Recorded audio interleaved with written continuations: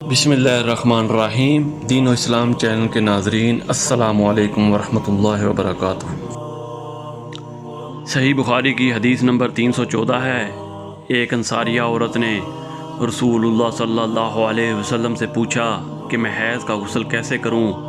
آپ صلی اللہ علیہ وسلم نے فرمایا کہ مشک میں بسا ہوا کپڑا لے کر اس سے پاکی حاصل کر۔ اس نے پوچھا، اس سے کس طرح پاکی حاصل کروں؟ آپ نے فرمایا، اس سے پاکی حاصل کر۔ اس نے دوبارہ پوچھا کہ کس طرح؟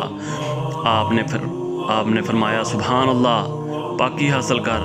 پھر میں نے اسے اپنی طرف کھینچ لیا اور کہا کہ اسے خون لگی ہوئی جگہوں پر پھیر لیا کر۔ اسی طرح صحیح بخاری کی حدیث نمبر 315 ہے۔ انصاریہ عورت نے رسول اللہ صلی اللہ علیہ وسلم سے پوچھا کہ میں حیض کا غسل کیسے کروں؟ آپ نے فرمایا کہ ایک مشک میں بسا ہوا کپڑا لے اور پاکی حاصل کر۔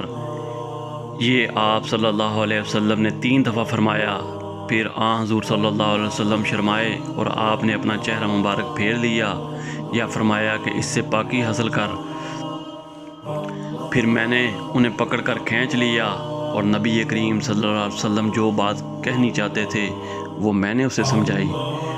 اسی طرح صحیح بخاری کی حدیث نمبر 316 ہے۔ میں نے نبی کریم صلی اللہ علیہ وسلم کے ساتھ حجۃ الوداع کیا۔ میں تمتع کرنے والوں میں تھی اور ہدی یعنی قربانی کا جانور اپنے ساتھ لے گئی تھی۔ حضرت عائشہ رضی اللہ تعالیٰ عنہ اپنے متعلق بتایا کہ پھر وہ حائضہ ہو گئیں اور عرفہ کی رات آ گئی اور ابھی تک وہ پاک نہیں ہوئی تھیں۔ اس لیے انہوں نے رسول اللہ صلی اللہ علیہ وسلم سے کہا کہ حضور، آج عرفہ کی رات ہے اور میں عمرے کی نیت کر چکی تھی۔ رسول اللہ صلی اللہ علیہ وسلم نے فرمایا کہ اپنے سر کو کھول ڈال اور کنگھا کر اور عمرے کو چھوڑ دے۔ میں نے ایسا ہی کیا۔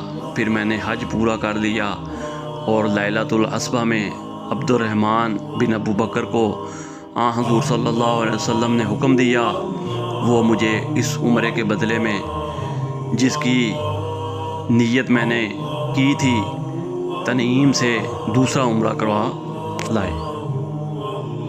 قرآن و حدیث کی تعلیمات کے لیے دین و اسلام چینل کو سبسکرائب کریں۔ جزاک اللہ خیر۔